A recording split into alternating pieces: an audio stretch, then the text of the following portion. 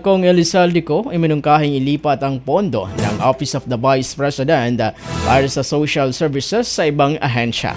Para sa detalye ng balita na sa linya Mega Patrol number 12, Estela Duran.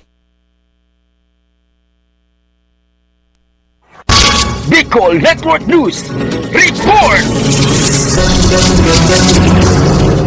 Inihayag ni House Committee on Appropriations Chairman at ako Bicol Party List Representative Elizalde Co nitong Martes na irerekomenda niyang ilipat ang pondong inilaan para sa social services ng Office of the Vice President o OVP sa ibang ahensya ng gobyerno tulad ng Department of Social Welfare and Development o DSWD. Sa pangalawang pagdinig ng 2.037 bilyong pisong budget ng OVP kung saan hindi dumalo si Vice President Sara Duterte o kahit isang kinatawan mula sa kanyang opisina, binigyang diin ni Congressman Saldi ang hindi magandang track record ni VP Duterte sa paggamit ng pondo ng gobyerno. Kabilang dito ang 125 million pesong confidential funds ng OVP na nagastos sa loob lamang ng 11 araw noong 2022 at ang mahigit 12 bilyong pesong gastusin ng DepEd na sinuspinde o hindi pinahintulutan ng Commission on Audit o COA sa kanilang 2023 annual report. Tanong ni Congressman Saldi sa kapong mambabatas, dapat ba siyang pagkatiwalaan ng 2 billion pesos sa 2025